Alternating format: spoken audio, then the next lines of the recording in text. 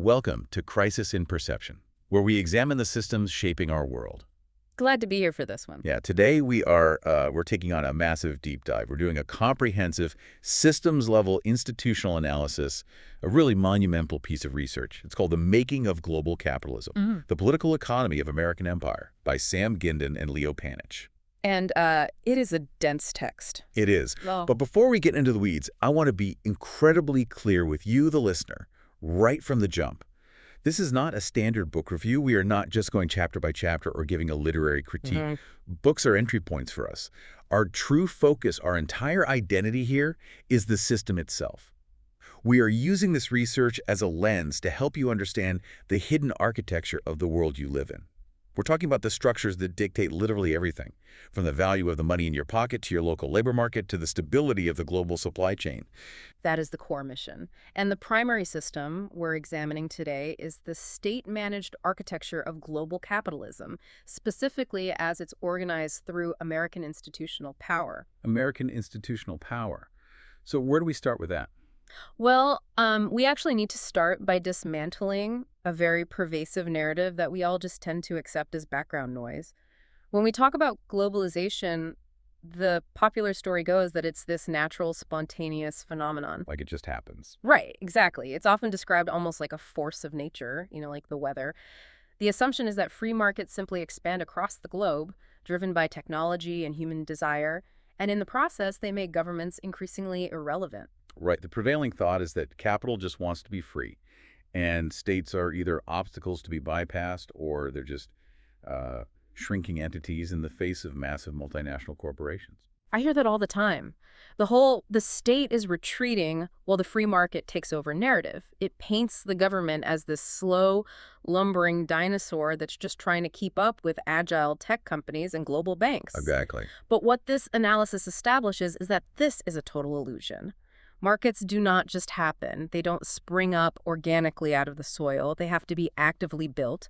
They are sustained. And when they inevitably fail or catch fire, they are saved by states. And at the center of all that. At the absolute center of this entire process, acting as the ultimate architect and the superintendent of this global system, is the American state. It fundamentally flips the script on how we understand the relationship between the government and the economy, doesn't it? It completely flips it. The American state didn't just stand outside of markets, twiddling its thumbs, waiting to regulate them once they magically appeared. It was the active constructor of the legal, financial, and regulatory frameworks that were absolutely necessary for corporate expansion to happen in the first place. So if we want to understand how this massive globe-spanning system was designed, we have to look at the blueprint of American institutional power. Yes, and that requires us to completely dispel the myth of the weak state. There's this romantic, almost historical notion that early America was just a wild, laissez-faire frontier with a minimal federal government that let businesses do whatever they wanted. Okay, devil's advocate here, though. When I think of 19th century America, I do picture a pretty weak federal government. I mean, I don't picture massive regulatory agencies. When we think of state power, we usually think of a giant military or the IRS collecting taxes or giant federal bureaus. Where was this strong state hiding? It was hiding in plain sight. It was in the judicial system. The courts. The courts. The source material points out that the courts were an incredibly active, powerful state apparatus in building American capitalism. They weren't just passively interpreting the law, they were completely overhauling English common law to facilitate rapid market growth. They were using the bench to protect early corporations from local democratic pressures and to shield capital accumulation from interference. The courts were the vanguard of state capacity in that era. Wait, let me make sure I'm getting this. Are we talking about the Supreme Court or local judges? Give me a concrete sense of how a judge actually builds a capitalist system. We're talking about the entire federal judiciary, all the way up to the Supreme Court. Perhaps the most striking example of this, and a detail that really highlights how systems repurpose existing tools for their own expansion, is the interpretation of the 14th Amendment. The 14th Amendment? Yeah. The one passed right after the Civil War. That's the one. Originally, the 14th Amendment and its Due Process Clause were passed specifically to protect the rights of newly freed slaves from oppressive state governments in the South. It was a mechanism of human emancipation. Right. But in the decades that followed, corporate lawyers looked at that text and saw an opportunity.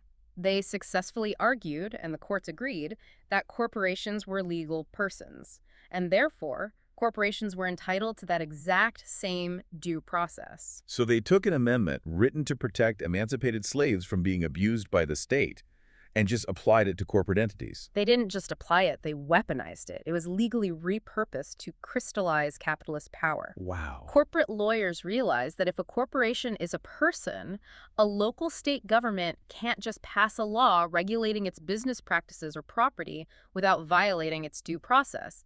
The courts used this to strike down state and local regulations that tried to limit corporate behavior. That is wild. It goes even deeper. They also redefined the Fifth Amendment, specifically the Takings Clause. Okay, remind me of the Takings Clause. The Fifth Amendment says private property cannot be taken for public use without just compensation. Historically, that meant physical seizure. If the government literally takes your farm to build a railroad, they have to pay you for it. All right, eminent domain. That makes sense to me. But the courts expanded this concept conceptually. They ruled that if a local government passed a regulation, say a labor law, a safety standard, or a limit on what a railroad could charge farmers to transport freight, and that regulation had the consequence of lowering the market value of the corporation's assets or its expected profits. Oh, I see where this is going. Yes, that regulation could be considered a taping. Okay, let me pause you there because that is a massive shift. Think about what that actually means on the ground for you, the listener. Let's say I'm a town in the 1890s. A factory is dumping sludge into our river. The town votes democratically to pass a law saying you can't dump sludge here anymore. You're telling me the factory doesn't just hire lobbyists to fight the law. They go to a federal judge and say, this town's pollution law is unconstitutionally taking our expected future profits without paying us for them. That is exactly how the architecture was designed. It means the state is actively insulating economic governance from local democratic pressures. Insulating economic governance. Yes.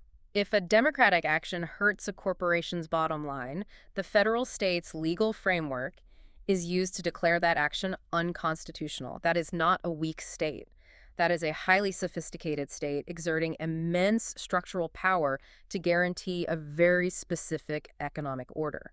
And that framework defining property rights expansively and protecting them from local political interference, that became the literal DNA of American capitalism. Exactly. It was the necessary precondition for corporations to grow massive enough to eventually go global. But obviously, a system like that doesn't just stay static. It has to evolve, Right. especially when it hits a wall. And the biggest wall it hit early on was the Great Depression in the 1930s. The entire system basically collapsed on itself. It did. The 1929 crash and the ensuing depression posed an existential threat to capitalism itself.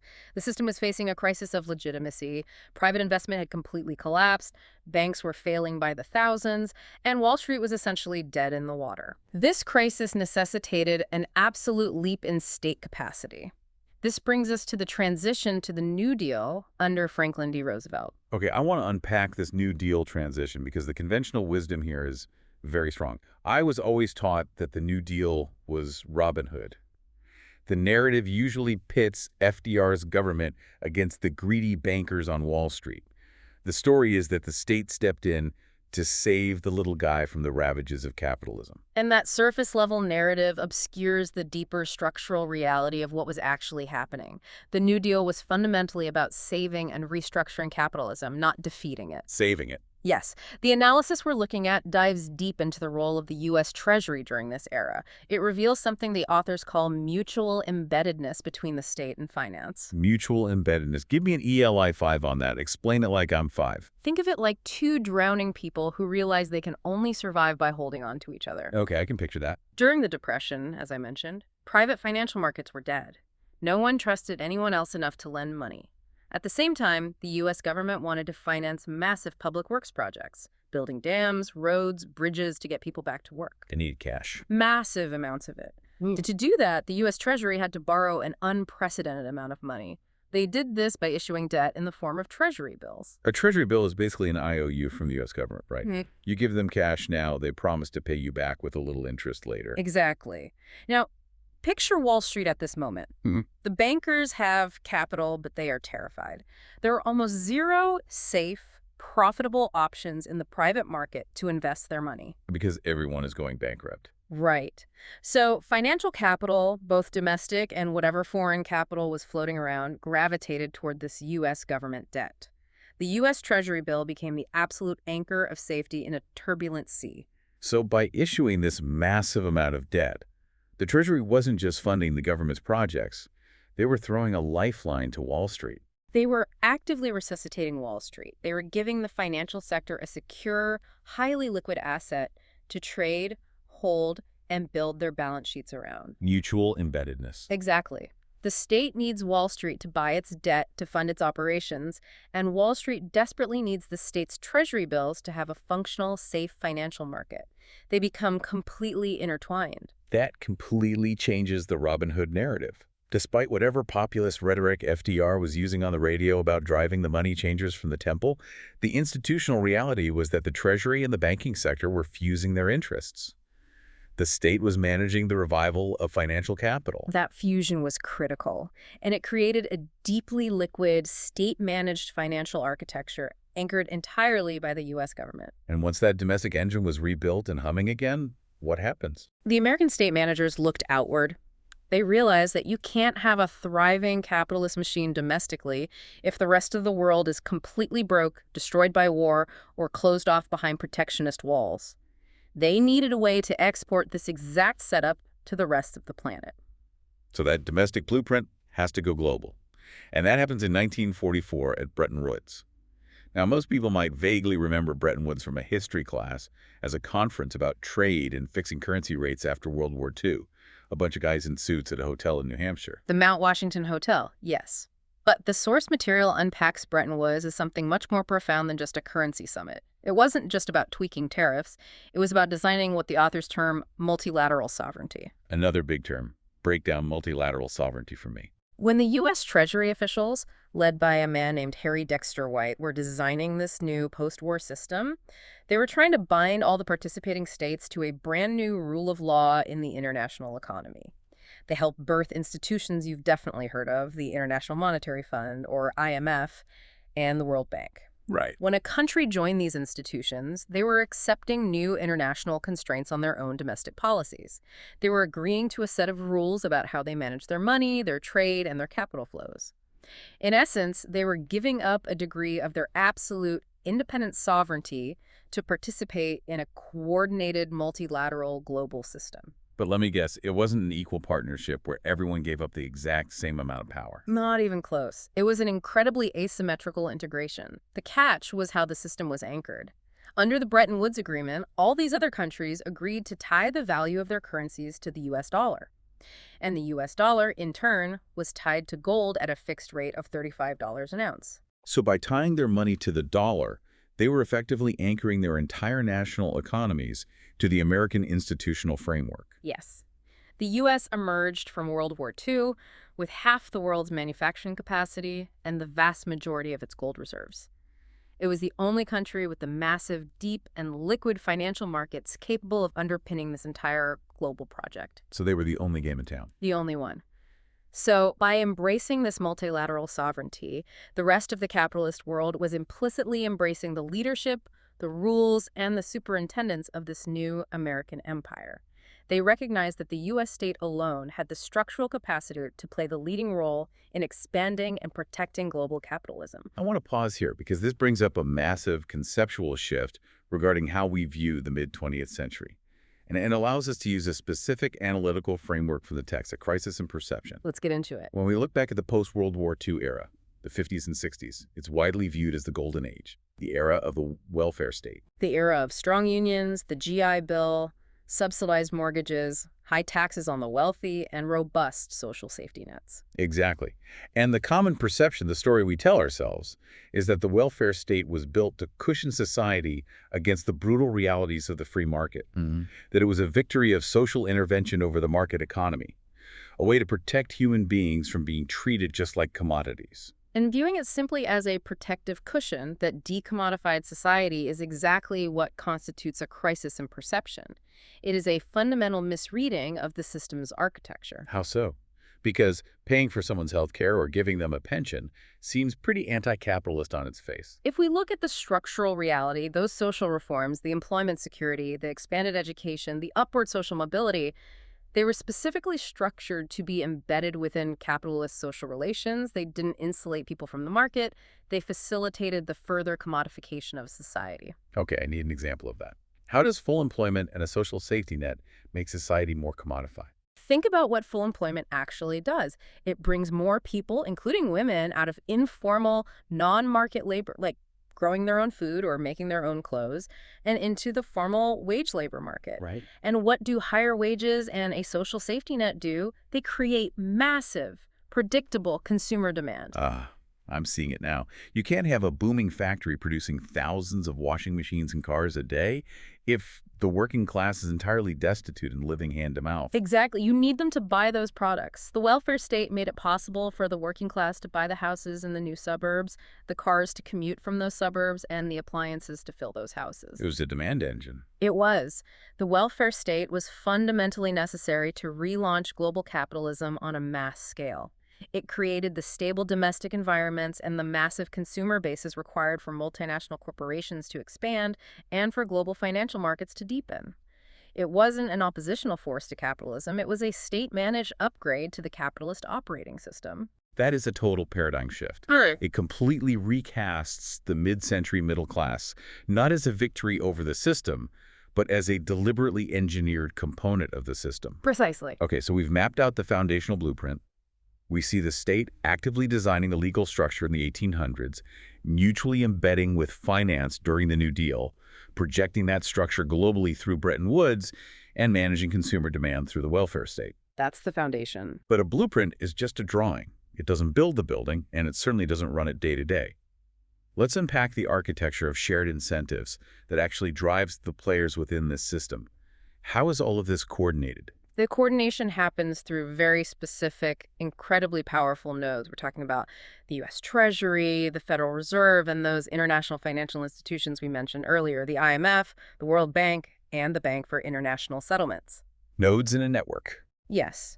Now, we often think of these as just boring, isolated bureaucracies pushing paper around, but the text argues they function as a unified nervous system.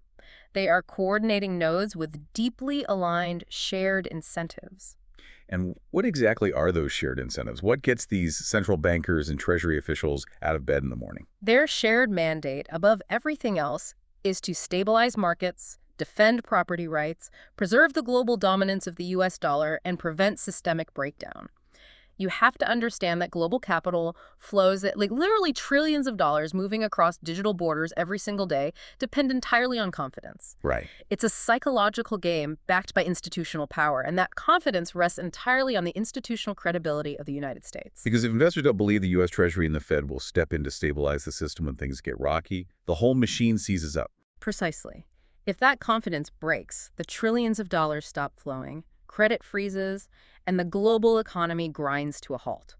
So the state managers, the government officials and financial capital, the bankers and investors have a completely aligned interest in maintaining that credibility at all costs. To really understand how powerful and sometimes brutal this alignment is, we have to look at a pivotal moment where this incentive structure was pushed to its absolute limit. I'm talking about the late 1970s and early 1980s, the era of what economists call the Volcker shock. This is arguably the most critical historical juncture in modern economic history. By the late 1970s, the post-war boom was over and the system was in deep crisis. You had a phenomenon called stagflation, stagnant economic growth, combined with soaring inflation. The worst of both worlds. Yes. You had a severe crisis of confidence in the U.S. dollar globally. And domestically, you had significant labor militancy. Just to set the scene for anyone listening who doesn't remember the 70s or wasn't alive, this was an era of long lines at the gas station, massive strikes across different industries. Workers were seeing the cost of living skyrocket, so they were demanding higher wages just to keep up with inflation. And those higher wage demands were severely squeezing corporate profits. It was a vicious cycle. And to break it, the newly appointed Federal Reserve Chair, Paul Volcker, made a momentous decision. He pushed interest rates to what were politely described at the time as painfully high levels. They eventually peaked at over 20%. Over 20%. Yes. Just for anyone listening who recently complained about a 7 or 8% mortgage rate, imagine trying to buy a house or buy a car or take out a loan to keep your small business afloat when the interest rate is 20%. That is economically violent. It is. Now, on the surface, textbook economics tells us this was just aggressive monetary policy. Yeah. Inflation was high, so you raise rates to cool down the money supply. Simple math. But the source material analyzes the why beneath the surface, exploring how this was actually a deliberate shift in the balance of class forces. And before we dive into this, it is important for us to note here that we are objectively reporting the analytical framework of the authors regarding these class dynamics. We aren't endorsing any particular political ideology, left-wing or right-wing. We're just looking at the raw mechanics of the system, as described in the text. Understood. According to the institutional analysis we're examining, the Volcker shock was not simply about finding the right mathematical formula to manage the money supply. It was a brutal, intentional structural adjustment of American society.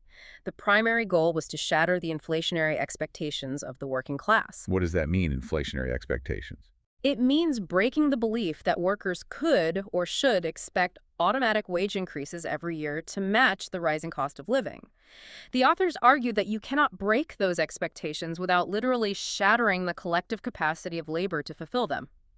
By raising interest rates to astronomical levels, Volcker deliberately induced a severe deep recession. This created massive unemployment.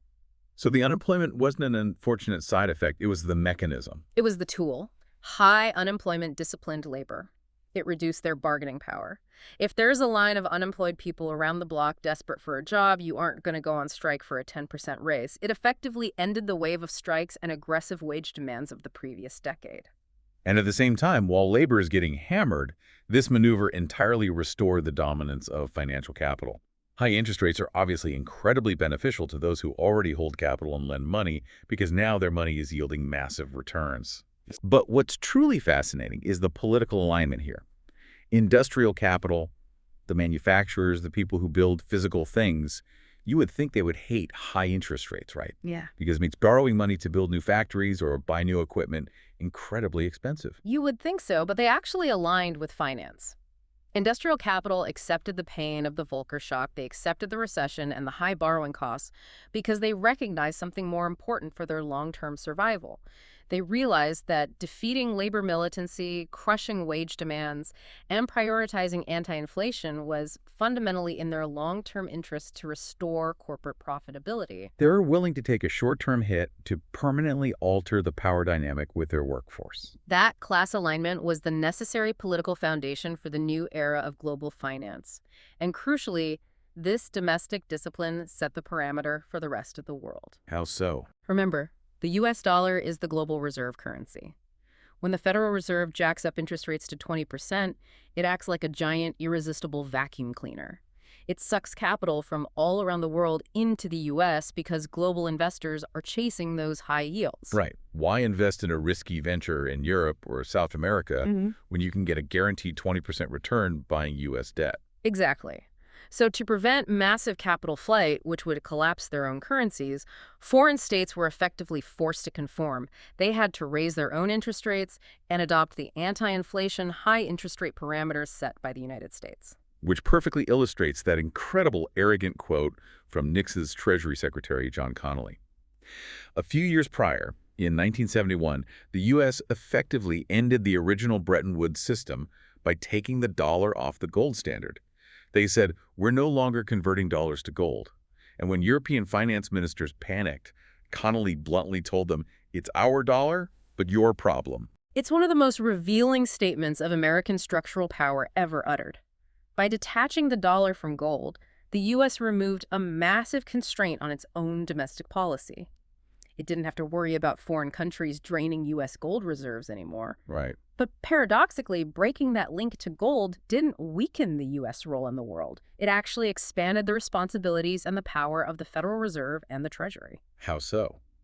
If the dollar is no longer backed by shiny gold bricks in a vault, why does that give the U.S. more power? Because now the dollar was backed by nothing but the full faith and credit of the United States government. Specifically, it was backed by U.S. Treasury bonds. We moved from a gold standard to a Treasury bill standard. A Treasury bill standard. Yes. This meant the U.S. state had to actively manage global confidence in the dollar as the ultimate safe haven. It required the Treasury and the Fed to be even more involved in coordinating international economic policy, ensuring that global markets remained open and liquid so that the fiat dollar would remain the undisputed lifeblood of global trade and finance. And doing so gave the U.S. an incredible advantage, right? The concept of seigniorage. Give me the ELI 5 on why being the guy who prints the world's money is such a sweet gig. Think of seniors like this. It costs the U.S. government just a few cents to print a physical $100 bill, or 0 cents to create a digital one. But because the entire world needs dollars to buy oil, to trade, to hold as reserves, the U.S. can exchange that piece of paper for $100 worth of actual physical goods produced by other countries like electronics, cars, or raw materials. Wow. The U.S. gets a massive structural free lunch. It can run massive trade deficits because the rest of the world is forced to absorb its currency. So we have this design. We have a system engineered by the state, deeply incentivized to protect capital and the dollar, and perfectly willing to enforce brutal domestic discipline, like the Volcker shock, to maintain that stability. What are the predictable structural outcomes of this setup? It leads directly away from that cozy mid-century welfare state we talked about into the era of neoliberal globalization. That's the pivot point. The domestic truce between labor and capital, which had been brokered by the state during the New Deal and the post-war era, was systematically dismantled. And we see the exact template for this dismantling very clearly in its concrete historical example from the text of the 1979 Chrysler bailout. Yes, let's dive into this because this is a perfect microcosm. Chrysler, one of the big three American automakers, was on the verge of total bankruptcy in the late 70s. The U.S. government stepped in to save them by providing loan guarantees. But those guarantees came with incredibly heavy strings attached. Congress didn't just hand over a blank check. No, they imposed what the authors describe as an internal structural adjustment program. To get the bailout money and save the company, the United Auto Workers, the UAW, one of the most powerful unions in the world at the time, had to reopen their legally binding collective bargaining agreements. And what do they have to do? They were forced to make massive historic wage and benefit concessions. They also had to agree to allow Chrysler to outsource production to non-union plants and third-party suppliers. Now, you might look at that and say, well, the company was dying. Everyone had to tighten their belts. But why is this specific event so structurally important to the authors? Because it wasn't just an isolated incident for one struggling car company. It became the blueprint for the next 40 years of labor relations. Historically, the UAW had been the vanguard of securing middle-class wages in America through a tactic called pattern bargaining. What's pattern bargaining? It's a strategy where the union negotiates a really strong contract with one major company, say Ford. Once they secure high wages and good benefits there, they use that contract as the pattern or the baseline standard for negotiations with General Motors, Chrysler, and eventually it ripples out to other manufacturing sectors entirely. It forced a high standard of living across the board. So by forcing the UAW to break their own pattern at Chrysler, the government effectively shattered the floor for everyone else. Exactly. By breaking the UAW's leverage, the state exposed a harsh reality organized labor had no alternative systemic strategy to deal with large-scale business failures in an era of heightened global competition. It forced labor into a defensive crouch of concessionary bargaining where you negotiate just to lose less rather than fighting for more, and arguably, American labor has never fully recovered from that defensive posture. And just as the foundational architecture was designed domestically in the New Deal and then projected globally at Bretton Woods, this new era of domestic labor discipline and fiscal austerity was also internationalized. This is where those coordinating nodes, the IMFs and the World Bank, start acting less like boring banks and more like the heavy-handed bouncers at the Club of Global Trade. We enter the era of what the text calls disciplinary internationalism. The U.S. Treasury, working largely through the IMF and the World Bank, began forcibly embedding U.S. financial norms globally. Remember those high interest rates from the Volcker shock? They didn't just cause a recession in the U.S., they triggered massive debt crises in developing nations across Latin America and Africa who suddenly found the interest payments on their dollar-denominated loans skyrocketing. So these developing nations are drowning in debt, their economies are collapsing, and they have to go to the IMF for an emergency loan to avoid defaulting. Yeah. And the IMF says, sure, we'll give you the money. But here is what you must do to your entire economy to get it. These were strict conditionalities, famously known as structural adjustment programs. The exact same logic applied to the UAW at Chrysler was applied to sovereign nations. What kind of conditions are we talking about? They were required to fundamentally alter their domestic laws. They had to remove capital controls, meaning foreign money could flow in and out of their countries freely without friction. They were told to cut public spending on things like health and education to balance their budgets. They had to privatize state-owned assets, selling off public water, energy, or telecom utilities to private investors. And, crucially, they were forced to make their central banks independent. Okay, that word independent sounds very noble and democratic. It's doing a lot of heavy lifting there. What does making a central bank independent actually mean in this context? It is a profound paradox. Making a developing nation's central bank independent meant making it legally independent from its own domestic, democratically elected government. The stated goal was to insulate monetary policy from the pressure of citizens or politicians who might demand higher social spending or lower interest rates to boost local employment. So you take the most important economic lever a country has, and you wall it off from the voters. Yes. And by making these central banks independent from domestic politics, it actually made them entirely dependent on the global financial consensus led by the U.S. Federal Reserve. Their primary, legally binding mandate shifted. It was no longer about pursuing domestic development or full employment. It was solely about defending the value of their currency and fighting inflation to appease international bondholders. It's a system of nested compliance. Yeah. The local central bank complies with the IMF. The IMF complies with the consensus driven by the U.S. Treasury. That's the mechanism. But here's the thing. This new system of global capital mobility, where trillions of dollars can instantly cross borders, searching for the best yield, it's inherently unstable. It's incredibly volatile. Which brings us to a really counterintuitive insight from the source material regarding feedback loops. The feedback loops are fascinating. When we look back at the massive financial crises of the 1990s, the Mexican peso crisis in '94, the Asian financial contagion in '97, the Russian default in '98, the natural assumption for anyone watching the news is that these crises are bugs in the system. They are evidence that the neoliberal architecture is failing, that free-flowing capital is a disaster. But the institutional analysis reveals they are treated more like features, or at least inevitable, manageable byproducts of the design. And paradoxically, these crises end up reinforcing the system's centrality. The crises in the 90s did not dismantle the global neoliberal architecture. They actually entrenched it deeper. How does a crisis entrench the system that caused it? Let's look at the Asian contagion. As developing nations in Asia followed IMF advice and stripped away their capital controls, they were flooded with short-term foreign investment. It created a massive boom. But the moment investors got slightly spooked by a currency devaluation in Thailand, a panic set in. That foreign capital fled instantly, collapsing local currencies, stock markets, and entire regional economies almost overnight. It's the downside of removing the capital controls. The money can leave just as fast as it arrives. And who steps in when the fire breaks out? The U.S. Treasury. During this period, under Treasury Secretary Robert Rubin, the Treasury explicitly adopted the role of global firefighter-in-chief. And importantly, their stated policy approach shifted entirely from failure prevention to failure containment. Meaning, they're even trying to stop the crises from happening in the first place because they know the volatility is highly profitable for Wall Street and inherent to free capital flows. They just want to make sure the fire doesn't spread and burn down the global financial centers in New York or London. Precisely. When the Asian contagion hit, the U.S. didn't sit back and say, wow, unregulated capital flows are dangerous. Maybe we should let these countries put capital controls back in place. Instead, the Treasury, working alongside Wall Street investment banks, used the leverage of the crisis to force further legislative and regulatory reforms on Asian states.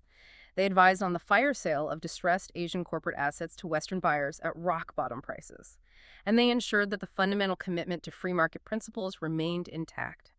No significant reversals of financial liberalization were permitted. There's a great analogy in the text about the internal political tensions within the American state during these bailouts, because stepping in as the global lender of last resort involves committing massive amounts of capital, often tens of billions of dollars.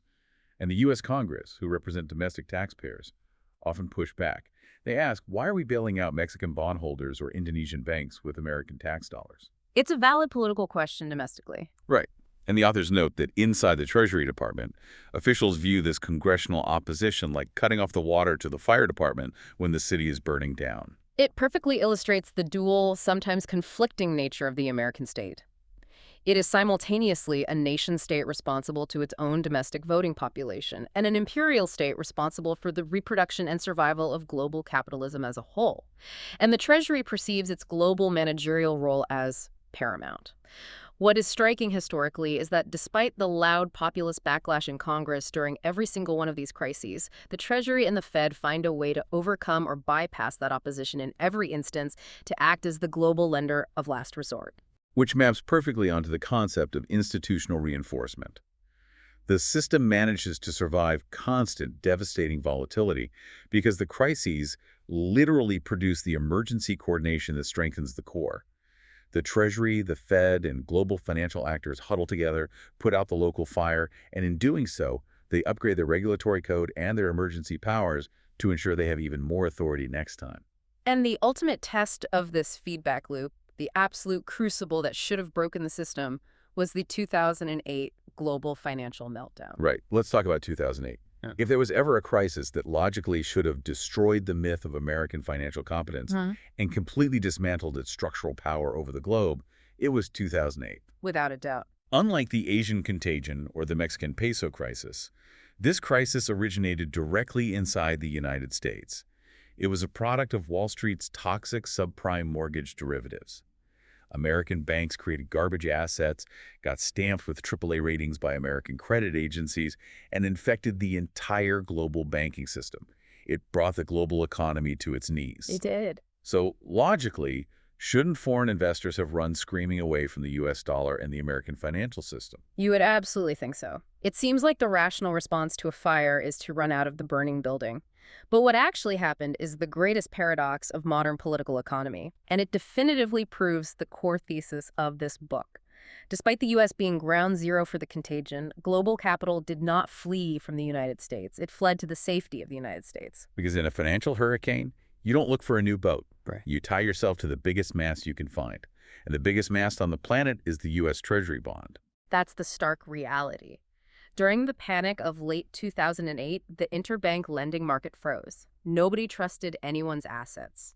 The only thing investors, sovereign wealth funds, and foreign governments trusted was U.S. government debt. That is incredible. This massive, desperate influx of capital fleeing into U.S. treasuries drove borrowing costs for the U.S. government down to near zero. And that allowed the U.S. government to fund the largest peacetime fiscal stimulus in its history. It allowed the Federal Reserve to print trillions of dollars for quantitative easing without collapsing the value of the dollar because global demand for dollars was so incredibly high.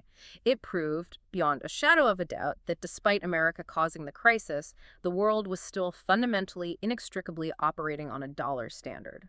And we also saw the incredible, unprecedented extent of the Fed's emergency coordination. They didn't just bail out American banks like Citibank and AIG. No, the Federal Reserve quietly and effectively acted as the central bank for the entire world.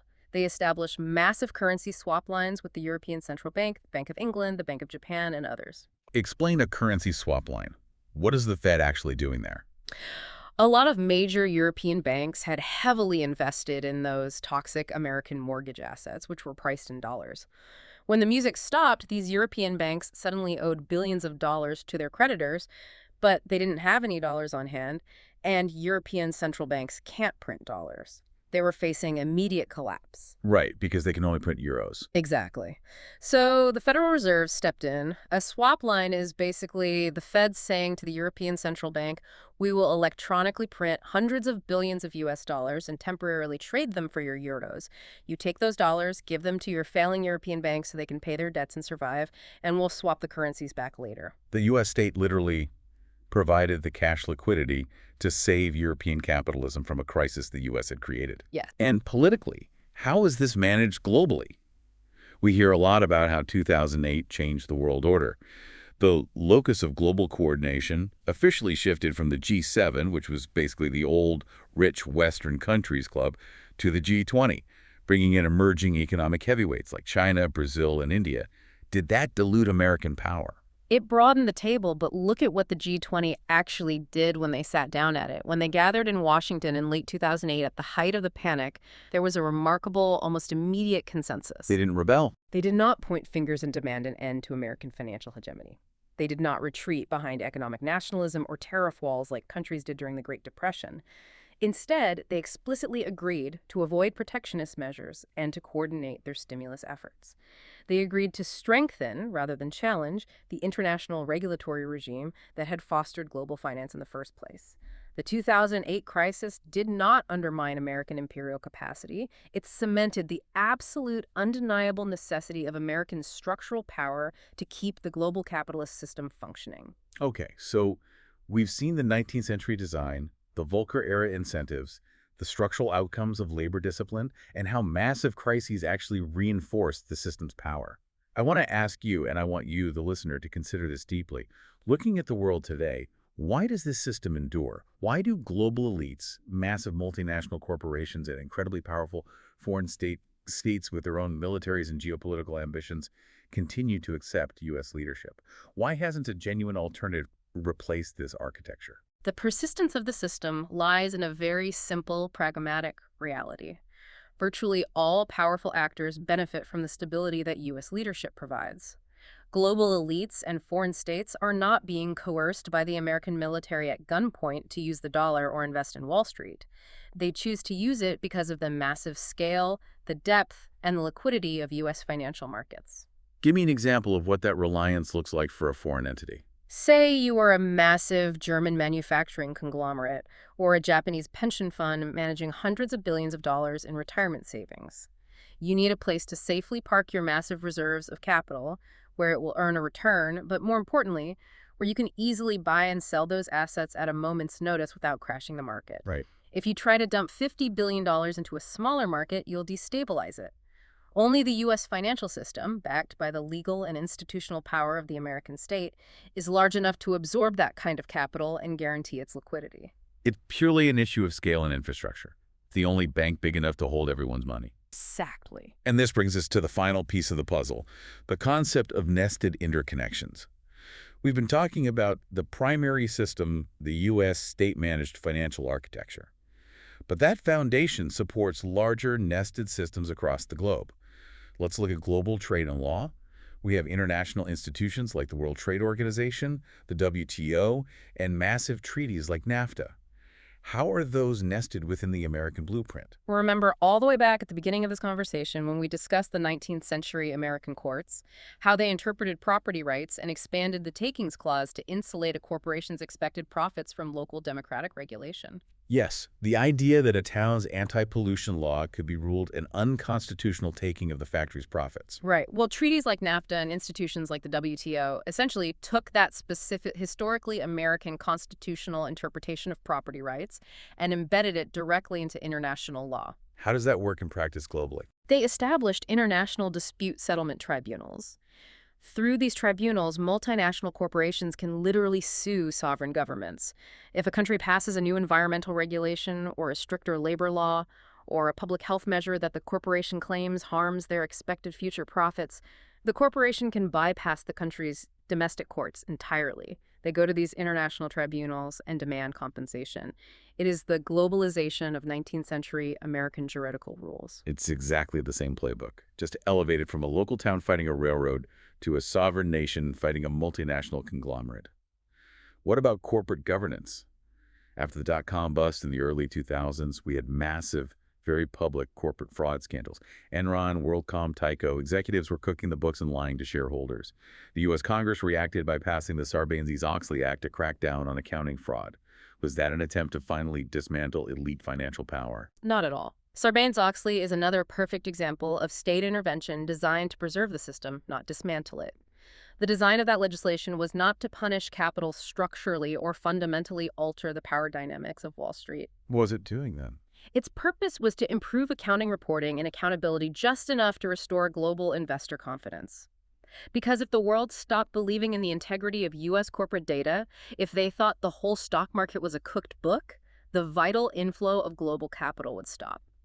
The state intervened to ruthlessly clean out a few bad apples so the orchard could keep growing and global integration could continue uninterrupted. And finally, what about geopolitical constraints?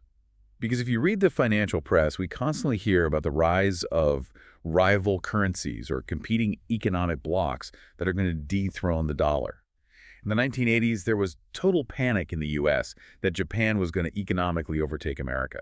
Later, the creation of the Eurozone was heralded as a direct challenger to dollar hegemony.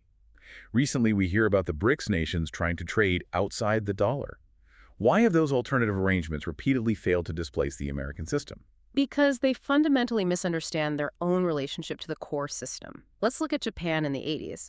When Japanese capital flowed massively into the U.S., buying up real estate in New York and Hollywood studios, they weren't buying America to conquer it. They were taking the massive profits from their export economy and buying U.S. Treasury bonds and American assets because they needed deep, liquid markets to stabilize their own currency and find yield. They were entirely dependent on the U.S. structure to store their wealth. And the Eurozone. They literally created their own currency to rival the dollar. They created a common currency, yes, but they failed to create a unified central state authority over taxation and bond issuance. There is no European Treasury that issues a single unified European bond equivalent to a U.S. Treasury bill. So they have the currency, but not the state architecture backing it. Exactly. So during crises, Europe remains economically dependent on the U.S. as the consumer of last resort to buy their exports, and as we saw in 2008, they rely entirely on the Federal Reserve for emergency dollar liquidity to save their banks. They cannot break away or truly challenge the U.S. because they are deeply structurally constrained by their embeddedness in dollar-centric financial networks. They are living inside the house the American state built, and they rely on the American state to keep the lights on and put out the fires. The system operates not as a spontaneous market order, but as an institutional project deeply embedded in and dependent upon American state power. Okay, let's step back. We have unpacked an immense amount of history, economics, and institutional architecture today. From the 14th Amendment to the New Deal, from the Volcker shock to 2008. Before we close, I want to explicitly frame this entire journey for the listener, drawing on the very premise of this show, so I will ask you directly. What is the crisis in perception here? I will break this down analytically because providing structural clarity is exactly what this deep dive is about. There are 4 distinct layers to this crisis in perception. Walk us through them. First, what is being misperceived? We are collectively misperceiving 2 major things. The first is the myth of laissez-faire, natural markets, the idea that the economy is a separate sphere from the government. The second is the constantly assumed narrative of declining American power. We operate under the pervasive illusion that markets naturally globalize on their own, and that as they do, the American empire is receding or becoming irrelevant. And the second layer. Second, what structural layer is obscured by this misperception? What is constantly hidden from public view is the active, ongoing, and absolutely essential managerial role of the U.S. state. The Treasury, the Federal Reserve, the legal system. These institutions are not passive referees calling balls and strikes. They are the active organizers, sustainers, and superintendents of global capitalism. Which leads to the third point. Why does our surface interpretation fail? It fails because when we see financial and economic crises, whether it's the 1970s inflation, the 1990s Asian contagion, or the 2008 global meltdown, we treat them as breakdowns of the system. We think the machine is malfunctioning or dying. In reality, our structural analysis shows that these crises are features of volatility that serve as moments of reorganization. They are moments for the consolidation of institutional power, where the state steps in, saves the core, and rewrites the rules to deepen its authority. And finally, how does this change how we see things? How does systems-level analysis change our visibility? It changes everything by revealing one fundamental truth. The state and capital are mutually constitutive. They build each other, they rely upon each other, and they reinforce each other. They are not and have never been oppositional forces. Once you see that the state is the necessary engine of the market, the true hidden architecture of the world you live in finally becomes visible. Crisis in Perception examines how systems shape belief and how better tools help us see clearly. This project is free and publicly accessible. If you'd like to support the time, tools, and research behind Crisis in Perception, you can become a supporter on Patreon. For a shorter visual overview of this topic, see the mini explainer linked in the description. If you enjoyed this kind of systems-level analysis, please like, subscribe, and comment with books or topics you'd like us to explore next.